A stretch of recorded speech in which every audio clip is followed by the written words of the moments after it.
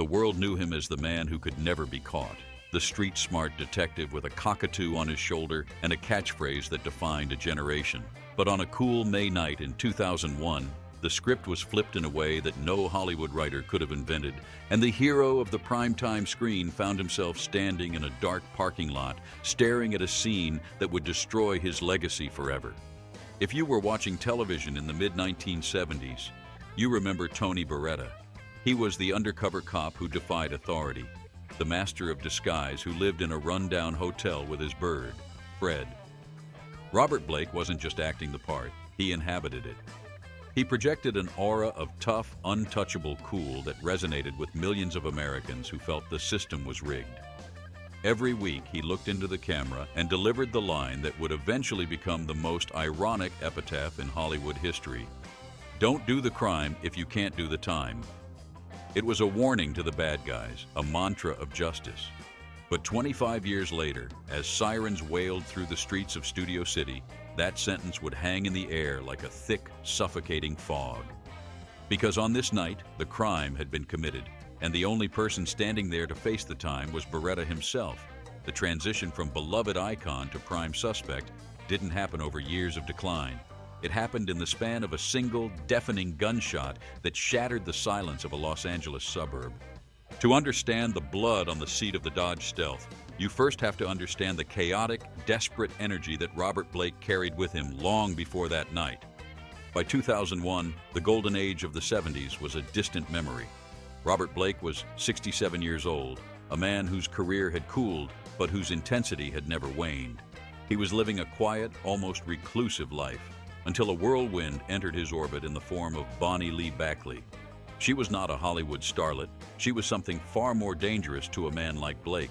She was a survivor of the gritty underworld of celebrity obsession, a woman who had made a career out of hunting famous men. She collected them like trophies, leaving a trail of broken marriages and empty bank accounts in her wake. When she met Blake in a jazz club, she saw an opportunity. He saw, perhaps for the first time, someone who could match his own deep-seated loneliness. But this wasn't a romance written in the stars.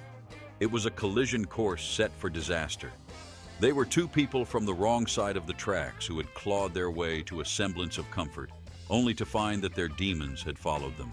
The marriage that followed was not born of love, but of a paternity test, a scientific proof that bound them together in a union that Blake openly despised. He called it a trap. She called it insurance. On the evening of May 4th, 2001, the air in Studio City was crisp, the kind of California night that usually promises relaxation and good wine. Robert Blake and Bonny Lee Bakley pulled up to Vitello's, a cozy Italian restaurant on Tujunga Avenue. This was Blake's turf. He had been eating here for decades. There was even a pasta dish on the menu named after him. To the staff and the regulars, he was family. But that night, something was off. Witnesses would later describe a tension that was almost palpable, a thick, uncomfortable energy radiating from their table. Blake, usually gregarious and commanding, seemed agitated. Bonny, sitting across from him, appeared isolated in the crowded room. They weren't celebrating an anniversary or enjoying a romantic date. They were merely existing in the same space, bound by a child and a marriage license that felt more like a prison sentence. They ate their dinner, fusilli with spinach and tomatoes for him, but the digestion of that meal would be interrupted by violence. As they paid the bill and walked out the back door, the timeline of events began to fracture into the mystery that still divides experts today. It was the walk to the car that changed everything, a journey of less than 2 blocks that would take 11 minutes to complete. According to Robert Blake, they reached their car, a black Dodge Stealth parked on a dark side street around the corner from the restaurant's main entrance. He put Bonny in the passenger seat. She was 44 years old, wearing a blazer and slacks, waiting for her husband to drive them home. And then, the pivot point of the entire case occurred. Blake realized, or claimed to realize, that he had left something behind. Not his wallet, not his keys, but a .38 caliber revolver. He carried it for protection, he said, a habit born of paranoia and the desire to protect his wife from the stalkers he insisted were following her. He told Bonny to wait in the car. He turned around and walked back to the restaurant to retrieve the gun. This was the alibi. This was the 10-minute window where reality split in two. In one version of the story, a panicked husband ran back to get his forgotten weapon, leaving his vulnerable wife alone in the dark. In the other version, a calculating actor set the stage for the perfect crime, creating a deliberate gap in time that no witness could account for. When he returned to the car, the silence of the street had been replaced by a horror that would make the front page of every newspaper in the world. Bonny Lee Bakley was sitting exactly where he had left her, but the life had been drained from her eyes. She had been shot twice, once in the right shoulder and a second fatal shot to the head. The window was open. There was no sign of a struggle, no shattered glass, no robbery. Her purse was still there. It was an execution, cold and precise. Robert Blake ran to a nearby house, pounding on the door, screaming for help, begging for water and a towel. A neighbor, a filmmaker who lived nearby, opened the door to find the famous actor hysterical, his face contorted in agony. "She's been hurt! She's been hurt!" he screamed. But amidst the chaos and the frantic 911 calls, the first cracks in the performance began to appear. When the paramedics arrived, they found a man who knew exactly how to play a scene of grief, but the physical evidence was whispering a different story. The police arrived to find a scene that looked like a movie set, but the blood drying on the upholstery was terrifyingly real. Detective Ron Ito and his team began to secure the perimeter, the red and blue lights reflecting off the shiny black paint of the Dodge. They found the gun Blake had retrieved from the restaurant, the .38 caliber Rossi, on his person. It was fully loaded. It hadn't been fired. For a brief moment, it seemed his alibi might hold. If his gun was full, he couldn't be the shooter. But the LAPD knows that in Hollywood, nothing is ever what it seems in the first act. A search of the area revealed something that turned the investigation upside down. Just a few yards away, hidden in a green dumpster, buried under layers of trash, was another gun. A vintage Walther P.38 from World War II. It was distinct, rare, and unlike the common street weapons used in robberies. And when ballistics experts later examined it, they confirmed what the detectives already suspected in their gut. This was the murder weapon. The gun in the dumpster had fired the shots that killed Bonny Lee Bakley. Now the question wasn't about a robbery gone wrong. The question was, how did a rare World War II pistol end up in a dumpster 20 feet from where Robert Blake's wife was bleeding to death, while he was supposedly inside the restaurant retrieving a different gun? The seeds of doubt were planted that very night, not just by the physical evidence, but by the bizarre behavior of the grieving husband. As Bonny was being rushed to the hospital where she would be pronounced dead, Robert Blake was taken to the station for questioning. He wasn't in handcuffs yet, but the cage was closing. He spoke rapidly, his stories weaving in and out of coherence. He talked about the system, about unseen enemies, about the fear he lived with. But seasoned investigators noticed something missing. In all his frantic storytelling, there was a lack of genuine shock.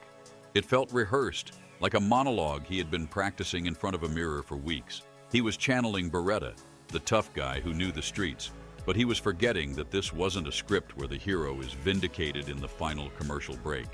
This was a capital murder investigation, and he was the only person in the world with a motive strong enough to pull the trigger. The investigation into the murder of Bonny Lee Bakley quickly transformed from a standard homicide case into a journey through the darkest underbelly of Hollywood.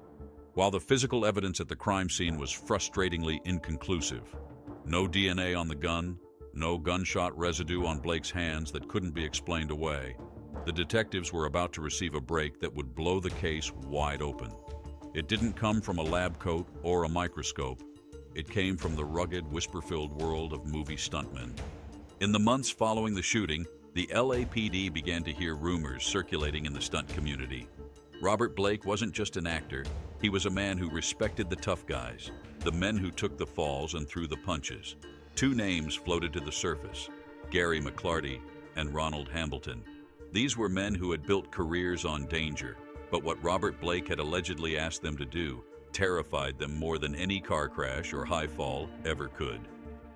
They told a story that painted Blake not as a grieving widower, but as a cold-blooded architect of death who had been shopping for a hitman long before that night at Vitello's. Ronald Hambleton's testimony was the stuff of nightmares. A narrative so chilling it seemed lifted from a neo-noir script that Blake himself might have rejected for being too dark. Hambleton told police that Blake had driven him out to the desolate expanse of the desert, far away from the prying eyes of the paparazzi and the law. There, amidst the dust and silence, Blake laid out a plan. He didn't just want Bonny gone, he wanted her erased. According to the stuntman, Blake pointed to the barren ground and delivered a line that would echo in the courtroom for years. "I have a place where we can bury her." But the request didn't stop there. Hambleton claimed that Blake had asked him to dig 2 holes, one for Bonny Lee Bakley and one for the unborn child she was carrying at the time. It was a glimpse into a level of hatred that transcended simple marital strife. This was about annihilation. Blake allegedly discussed methods, popping her through a window, staging a robbery, scenarios that eerily mirrored the eventual reality. But why? What could drive a wealthy, celebrated actor to solicit the murder of the mother of his child? To understand the rage, you have to look at the woman who was the target. Bonny Lee Bakley was a phantom in the machine of celebrity culture. She ran a business called Jerry Lee Lewis's Lonely Hearts Club, a scheme that preyed on lonely men willing to pay for connection. She sent nude photos, promised companionship, and collected money, all while keeping her suitors at arm's length. She had been married 10 times. Her life was a hustle, a constant game of cat and mouse with men she viewed as marks. When she met Blake, she was already pregnant, but she wasn't sure who the father was. She told Blake it was his. She told Christian Brando, the troubled son of the legendary Marlon Brando, that it was his. She was playing a high-stakes game of genetic roulette with 2 of the most volatile families in Hollywood. The paternity test was the turning point, the moment the comedy turned into a tragedy. When DNA results confirmed that the baby, named Rose Lenore, was indeed Robert Blake's daughter, something snapped in the actor. He wasn't overjoyed. He was terrified. He believed Bonny was garbage, a toxic influence who would ruin the child's life. He moved her into a guest house on his property, but he wouldn't let her into the main house. He wouldn't let her touch the child without supervision. He became obsessed with the idea that she was going to kidnap Rosie or leverage the child for millions. The stuntmen claimed that Blake saw himself as a protector, a father willing to do the unthinkable to save his daughter from her mother. In his twisted logic, killing Bonny wasn't murder. It was a rescue mission. Then came the tapes. The audio recordings that added a layer of grotesque celebrity voyeurism to the case.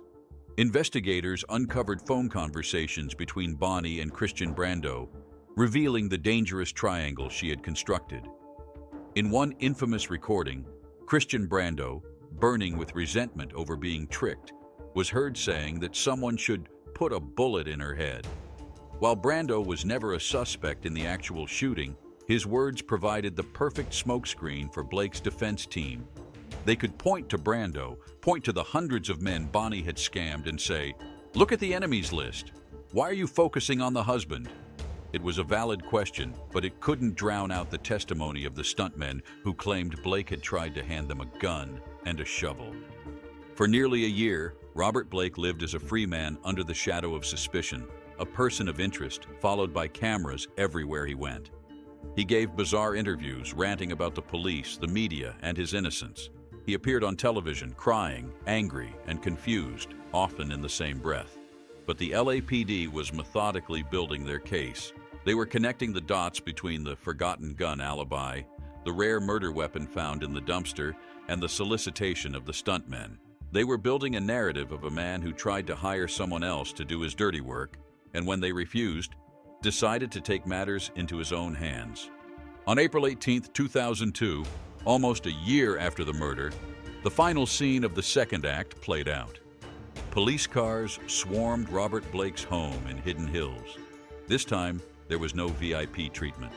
The man who had played a cop for decades, who had worn the badge on screen as a symbol of righteousness, was ordered to put his hands behind his back. The image of a frail, white-haired Robert Blake in handcuffs was beamed across the world. It was the end of the legend of Baretta and the beginning of the people versus Robert Blake. He was charged with 1 count of murder with the special circumstance of lying in wait and 2 counts of solicitation of murder. The district attorney was seeking the death penalty. As he was led away, the question wasn't just whether he did it. The question was whether his final, greatest performance could convince a jury that he didn't. The trial of Robert Blake was never going to be about justice. It was a battle of narratives, a war over who could tell the most convincing story to 12 ordinary citizens. The prosecution had a dead wife, a murder weapon found in a dumpster, and 2 stuntmen who claimed Blake hired them to kill her. It looked like a slam dunk. But in the high-stakes arena of Los Angeles celebrity law, evidence is often secondary to performance. And Robert Blake had hired a director who knew exactly how to dismantle the script. Gerald Schwartzbach, Blake's defense attorney, didn't try to prove his client was a saint. Instead, he launched a scorched earth offensive against the prosecution's star witnesses.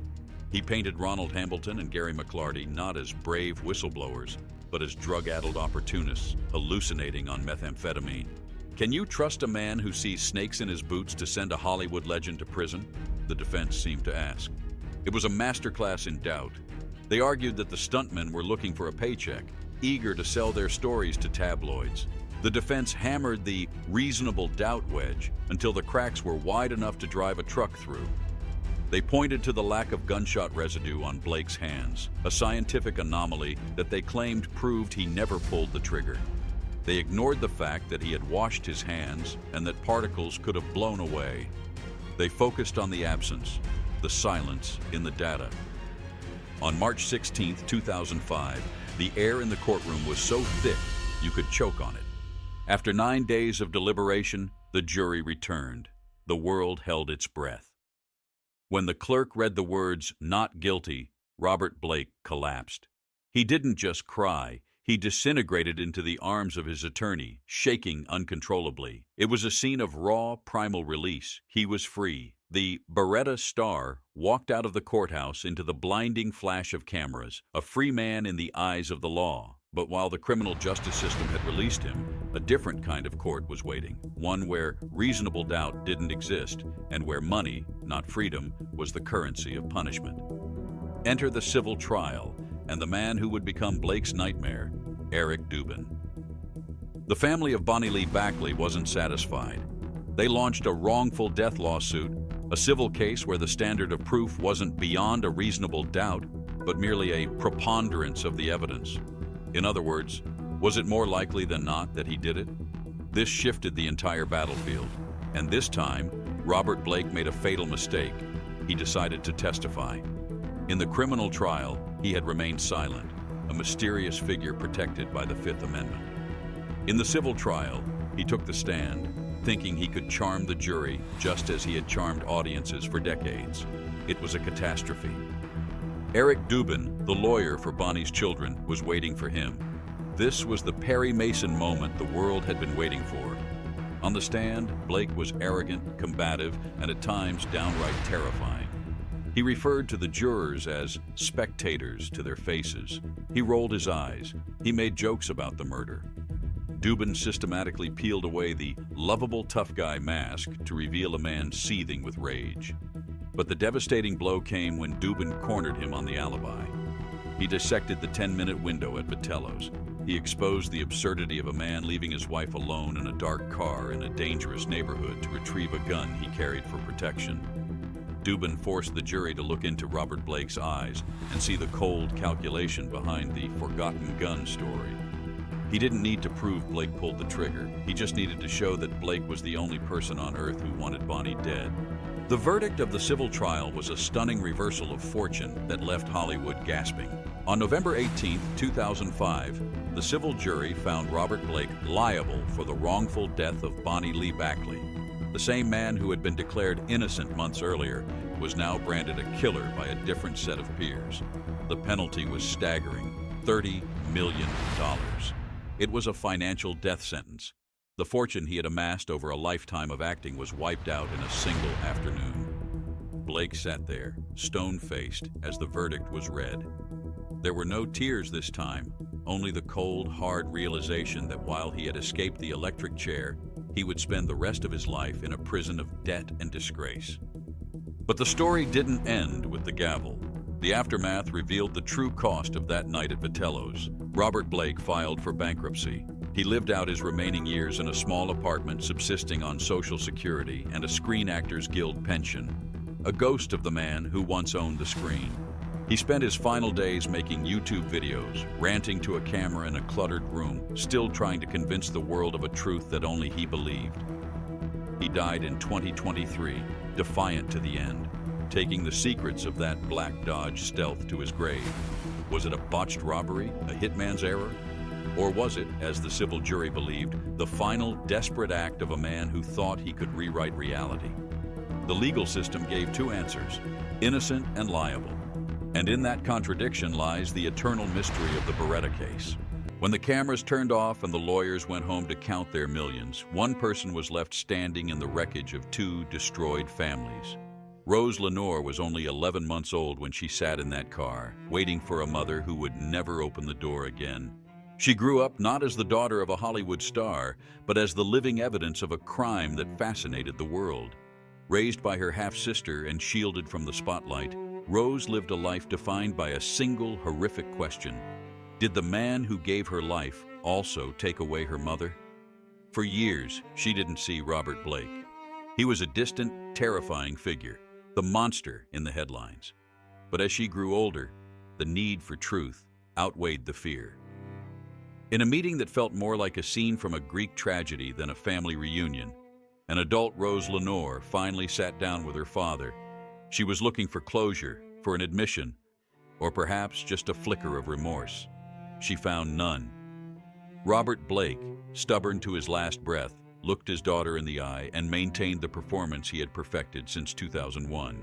He was the victim. He was the target. He told her nothing about why her mother had to die. On March 9, 2023, the final credits rolled on the life of Robert Blake.